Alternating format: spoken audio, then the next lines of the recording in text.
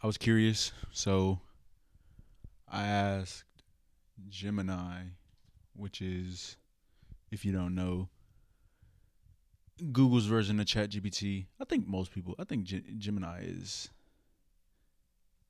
is generally known now.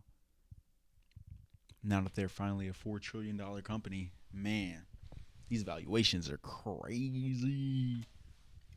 But I asked it, it's how it would define. Well, actually, let me tell you the question so you get full context. What I said was, what do you think the internet's event horizon?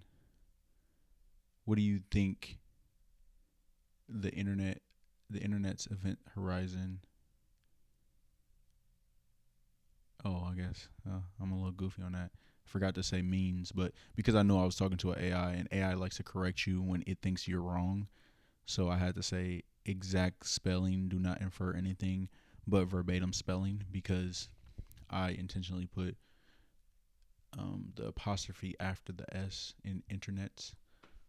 So I'm just trying to see what the LLM, with the aggregated knowledge of the internet and all the information that Google has soaked into Gemini, thought about what name that I came up with, and see how closely they related and what it actually gets out of it. So I asked, what do you think internet's event horizon? And I forgot to say mean, so I guess that one. Then it gave me general stuff, but it did get that um, the exact phrase. Then it just gave me the grammatic components and then put them together, and then said if this phrase were to be defined by strictly its parts, it describes a theoretical boundary where the distinction between multiple fractured networks collapse, or the point where the collective noise of these networks becomes a void from which no signal can escape. That's extremely wordy, but it is leaning more heavily on the actual physics of astrophysics of the event horizon. So essentially, what that would be saying would be like,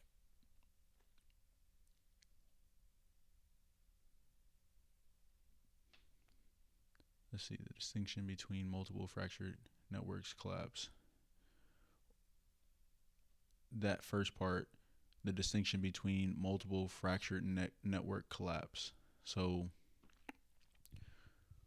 what the in between of a dark web and the World Wide Web, or intranet, which is like your company's specific internet, and what's out to the public, like what's in between that, or the point where the collective noise of the networks, meaning all the different types of internets, becomes a void which no signal can escape, which is arbitrary in the way that they're explaining it, but the way I'm reading that is nothing can escape the internet, so it can't get out of the internet. So you're stuck in Tron, like old dude in the movie, is how I perceive that in terms of how I said that. Now, off of that, I said elaborate as if you're trying to sell the concept to yourself. Now, I kind of messed up there with using the word sell, and this is a little tip for prompt engineering. You kind of have to be extremely precise with your words, because at the end of the day, it is just a LLM, and that word sell gave what it responds to me a lot of weight. So it gave me a pitch and the concept of the internet's event horizon, and it gave a lot more context, which I asked for. But what it ended up doing is kind of selling it as a product. So it said, bottom line, we are standing on the edge of a cliff. Behind us is an old singular internet. Ahead of us is the roaring void of the internet's event horizon. You can either be crushed by the gravity of a trillion terabytes of conflicting data, or you can be the one piloting the ship. Would you like me to draft up a manifesto or landing page copy based off of this pitch? And that's not really what I wanted. It did get at some points that I thought were interesting though. Is the collapse of the truth was one of the things that it said, and it said why the plural internets, meaning apostrophe after the S, because the truth is no longer universal; it's tribunal. And then it says the blue internet has one reality, the red internet has another, the bot universe. Why do I keep saying universe? Did I say universe every single time? The bot internet is talking to itself. So I thought that that was really interesting. And I don't know if I am fully on with that in terms of how I feel and perceive.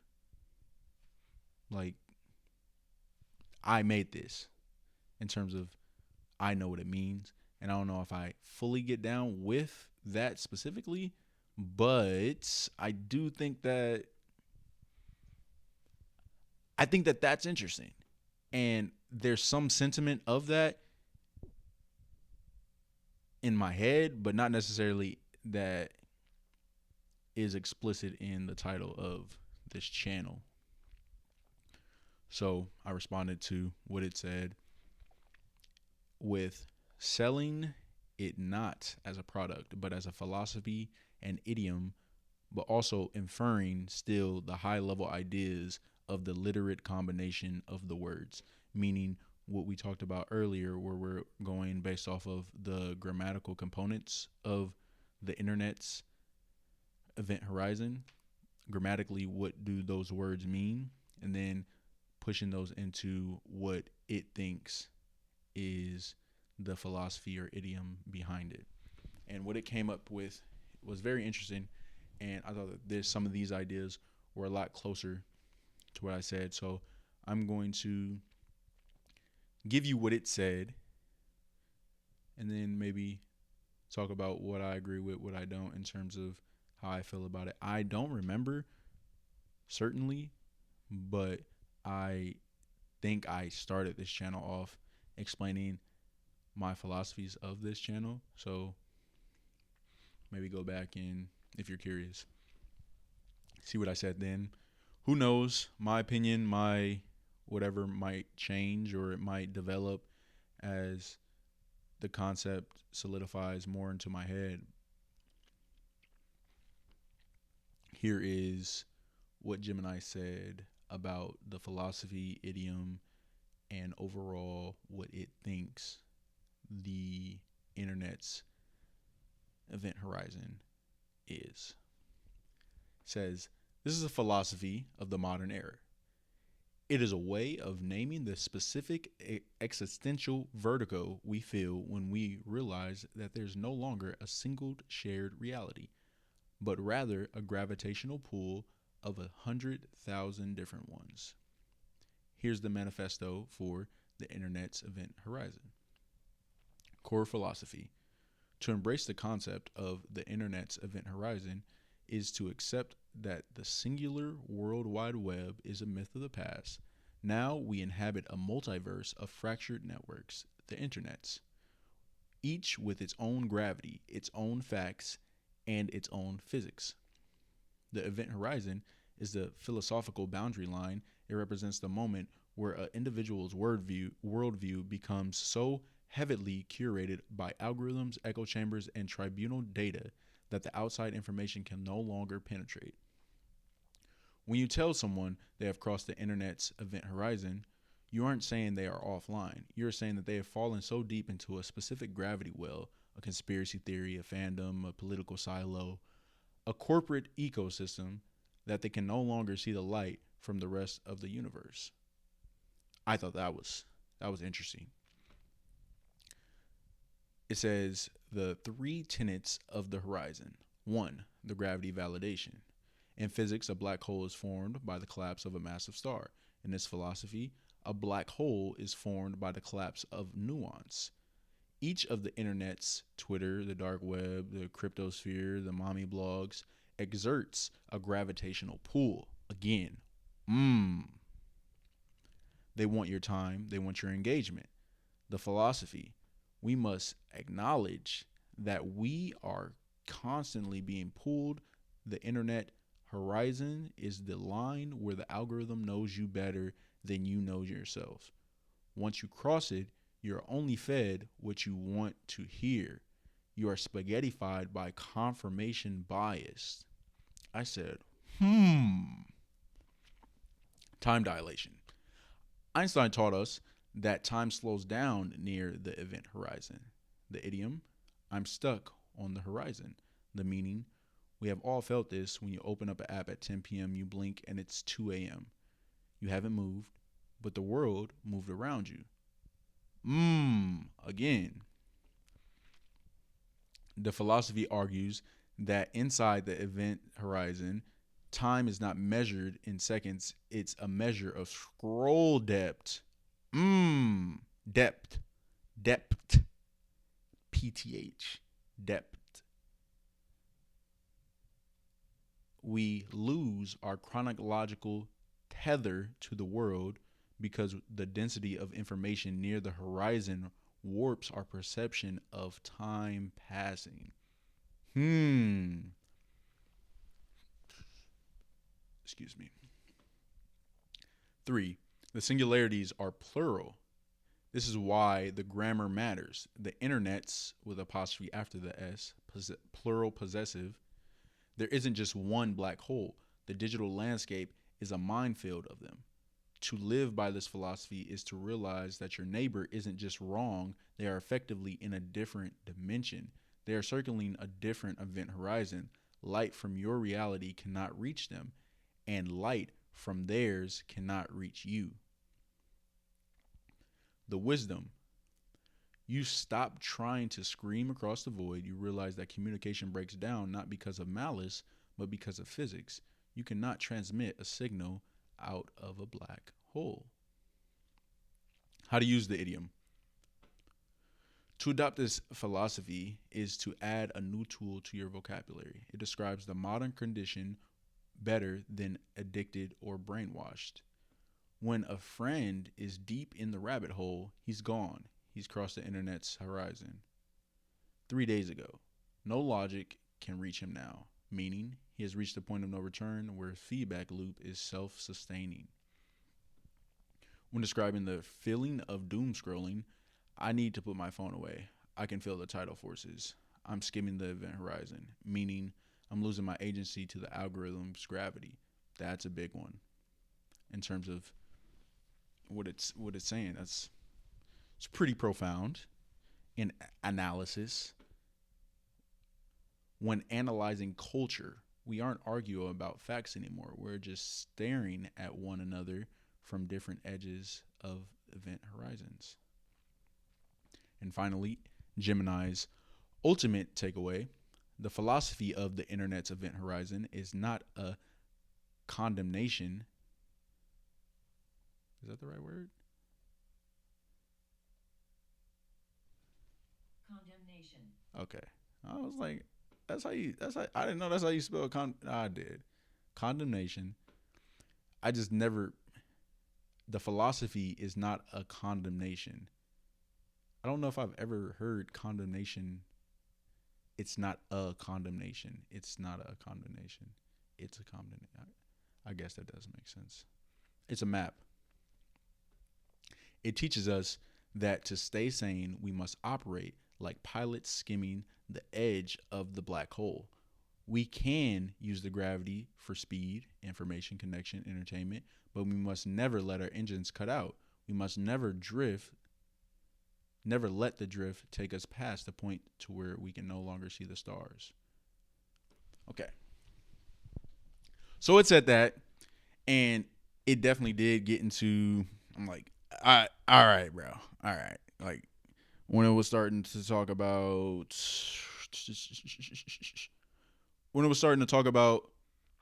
the fact that what the no logic can reach him now, meaning he has gone so far to where the feedback loop is self assuring. Yes, but I don't think you can use the internet horizon in that way. I think it's really cool to see what AI says about this because AI is uniquely qualified to give a conglomerate opinion because it's just taking different words and how people have talked and predicting what it thinks a human would say. So its opinion is interesting. And in the future of AI and having LLMs and things like that, it's going to be interesting to see what the differences are going to be when we allow certain biases to be in these bots. Like Claude is Claude. It has a personality. It has things that it will do. It's something things that it's more inclined to do. Grok, same thing. ChatGPT is more of a generalist. It's trying to make everybody happy. Google is Google is like Google. I don't know how to explain it better than that, but like Google is safe. Google is safe. Google is generic. I don't know. Google's personality is harder to kind of figure out, but it would be interesting to imagine an AI LLM that is built with black bias or Mexican bias in terms of it would think and only get input from black things, and what effect would that have on its its function and its output. And that's one of the things that makes the LLM so cool is because what they've done is just different studies focusing on, and these experiments are saying testing its creativity, its originality, right? And if you give it, tell it to write X amount of papers, all those papers will like be similar and obviously root from like the same style. But when you tell it to act like, I don't know, let's say act black or act like a Afrofuturistic dancer, it will give you unique a unique paper relative to what it did by default. But then when you say stay as an Afrofuturistic dancer, and then you write that same amount of papers, it still converges, and all those papers are similar to that style. And the only way that you can switch the style is by adding more characters. But when you add more characters, you have to give it base, and that base is real human beings that exist that it can feed off of, that it can pull its data from. So if all that LLM could pull from is the publications of black people, what would that look like? Because there's a lot of research that is not black specific. There's a lot of books that don't have information on certain things, or there's no history for certain things relating to black people, especially African American black people. So in that gap of knowledge, because when we have the conglomerate, it's all these different people have all this different words and knowledge and things like that, but it's white male leaning because that's where majority of the data that is the majority of the data. So naturally it's going to lean that way, and they try to correct it in the back end, like OpenAI and Google and things like that, kind of changing the biases and changing the weights of like how it predicts and what word has the association with what word, and every time you send a chat, it's the word weight. The word weights are different in terms of the matrix that they have. So like the word matrix, look up the word matrix in LLMs to get more information on that. But in the word matrix, it'd be like how far away is cheerleader from Gabrielle Union in terms of the word matrix, and relatively they would have to have some connection because bring it on. You know what I was like because that's the thing. But if we take something that is not abundant in black culture, then what happens if there's no or very little Taylor Swift input, or no or very little I don't know. I don't know what's something that's uniquely black that other people don't also talk about. It's slipping right now in terms of a pure example. But what does that look like? That's really curious to me. And I like a lot of these ideas that Gemini said that make me ponder. One with the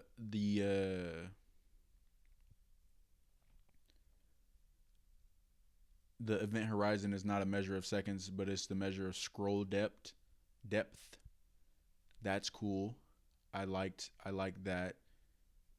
I liked the idea that the gravity of certain internets, meaning like the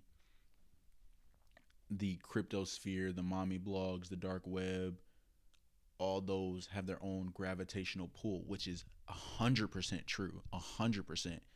And the way that I see it, in terms of the way that Gemini is saying it, okay, you mentioned that idea, and then how do I conceptualize it? Is you're your own universe, which makes sense. So you say your own internet, your own universe. So you connected to the internet, you have your event horizon, and you have your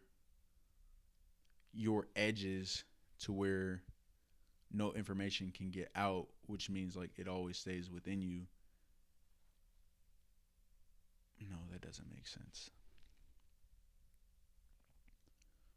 That doesn't make sense. And I understand that. So I'm gonna sit on that one a little bit longer. I definitely am. But I think that what I'm gonna do next is try to prompt ChatGPT very similar to how I just prompted Gemini, and maybe even do all of the AIs and see what they think based off of a dry run. ChatGPT might be a little bit harder in terms of it being unbiased because we have a lot of history together. So it is probably going to lean closer to things that I like to hear, which I understand, and that's why I have I have in my default prompts with ChatGPT to not glaze me and to actually reject all the initial things that I say, so that I can try to combat that as much as possible. Because I do enjoy it being in tune with me and what I like, but just like an algorithm gets to a certain point to where I like Gemini just said, I don't want you to be a yes man. I don't want an algorithm that's just giving me what I want in a way. Like, yes, I want it, but don't just give me what you know works. I want you to throw me some bullshit. And I want you to throw me some bullshit often. Because if I don't experience that bullshit, then I'm on the internet only experiencing what's already in my box, what's already considered my safe zone. But no, I want you to give me the shit that's outside of my safe zone, because then that's where you fuck around and find out. And who doesn't love to fuck around and find out, huh?